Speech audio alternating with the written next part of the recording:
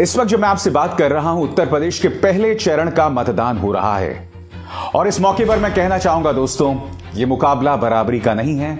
कल रात 8 बजे से भारतीय जनता पार्टी चुनाव आचार संहिता की धज्जियां उड़ा रही है।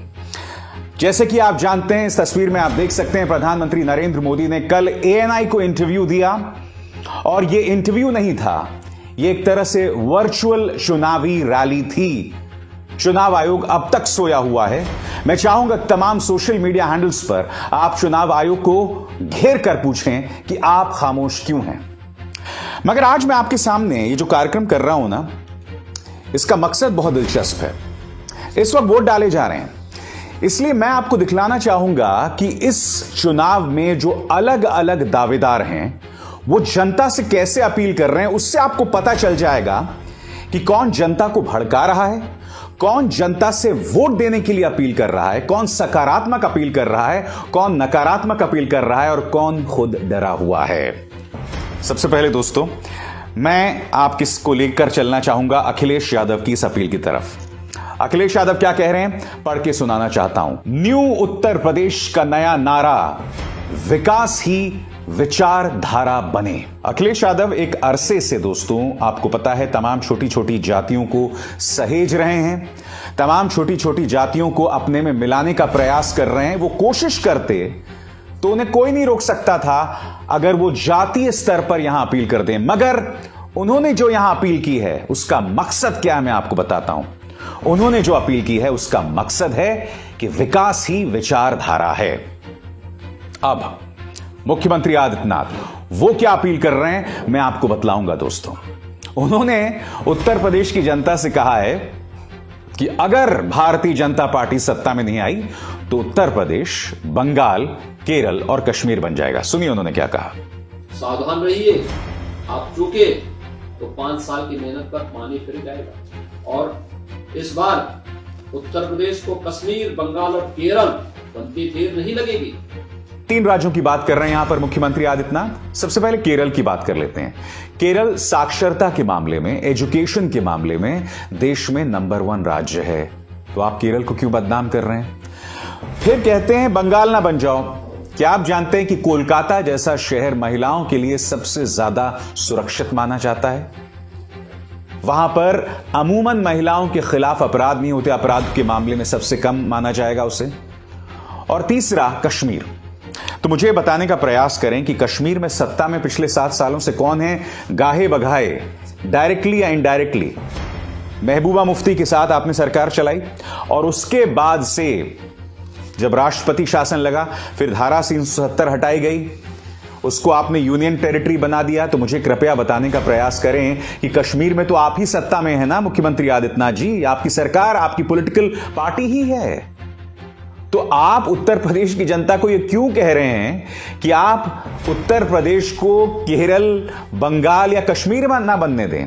कश्मीर में जो बदतर हालात हैं वो तो बीजेपी की कृपा से है। नंबर 1, खुद जो पूर्व राज्यपाल हैं कश्मीर के, सत्यपाल मलिक ने कहा है अपने बयान में कि जब तक मैं राज्यपाल था राजधानी तक कोई आतंकवादी नहीं पहुंचता था। अब एक बार फिर कश्मीर से लोगों का पलायन शुरू हो गया है, क्योंकि निजाम तो वहां पे बीजेपी का ही है, बीजेपी सरकार का है। इससे पता चलता है कि मुख्यमंत्री आदित्यनाथ किस कदर डरे हुए हैं, किस कदर डरे हुए हैं। और चूंकि आप डरे हुए हैं तो बौखलाहट में ऐसी बातें हो रही हैं, और बौखलाहट में भारतीय जनता पार्टी जानती है कि उन पर चुनाव आयोग का कोई कंट्रोल नहीं होने वाला है। कल रात को प्रधानमंत्री ने इंटरव्यू दिया, कितनी शर्मनाक बात थी चुनाव आयोग के लिहाज से, आचार संहिता के लिहाज से।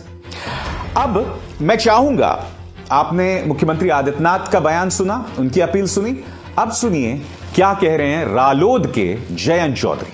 नमस्कार, आज लोकतंत्र के उत्सव का दिन है। आप सभी से निवेदन है कि आप अपने घरों से बाहर निकलें और अपने मत का उपयोग करते हुए अपने हित की सरकार चुनें। अपने आसपास के लोगों को भी वोट देने के लिए आप प्रेरित करें। वोट देने से पहले एक बार बीते 5 सालों को याद करें। आप ऐसी सरकार चुनें जो आपके हित की बात करे, ऐसी सरकार चुने जो आपके अधिकारों की रक्षा करे, समाज को एकजुट रखे, युवाओं को आगे बढ़ने के लिए अवसर दे, महिलाओं को सुरक्षा दे और सम्मान करे और हमारी इस विविधता को ताकत बनाते हुए देश प्रदेश के उत्थान के लिए काम करें। जयंत चौधरी ने यहां यह भी नहीं कहा कि आप किसे वोट दें, और इसी तरह से आपने अखिलेश यादव को देखा, उन्होंने भी नहीं कहा किसे वोट दें। जयंत चौधरी तो यहां पर कह रहे हैं कि भाई जो सरकार आपको लगता है सुरक्षा आपको सब प्रदान अच्छे से कर सके, युवाओं की रोजगार प्रदान कर सके, उसे आप वोट दें। साफ तौर पर यहां पर दिखाई दे रहा है, इसके अलावा कुछ नहीं। और इसी तरह की अपील होनी चाहिए। अब मैं आपको बताता हूं प्रियंका गांधी वाड्रा ने दोस्तों क्या अपील की है, जो अब आपके स्क्रीन पर आ रही है। पश्चिमी उत्तर प्रदेश के मेरे प्यारे भाइयों बहनों, वोट की ताकत का इस्तेमाल अपने मुद्दों और प्रदेश के बेहतर भविष्य के निर्माण के लिए करिए। उत्तर प्रदेश कांग्रेस के मेरे सभी साथियों, कार्यकर्ताओं और प्रत्याशियों को शुभकामनाएं। आपको गर्व होना चाहिए कि 30 साल बाद हम सभी सीटों पर अपनी ताकत से लड़ रहे हैं। कर्मण्येवाधिकारस्ते मा फलेषु कदाचन। यहां पर प्रियंका गांधी वाड्रा सिर्फ इतनी बात कह रही हैं कि मुझे खुशी है कि हम लड़ रहे हैं। एक सकारात्मक संदेश। मुझे लगता है चाहे अखिलेश यादव हो, प्रियंका गांधी वाड्रा हो या फिर जयंत चौधरी, तीनों एक सकारात्मक संदेश दे रहे हैं। नकारात्मक संदेश सिर्फ और सिर्फ मुख्यमंत्री आदित्यनाथ दे रहे हैं।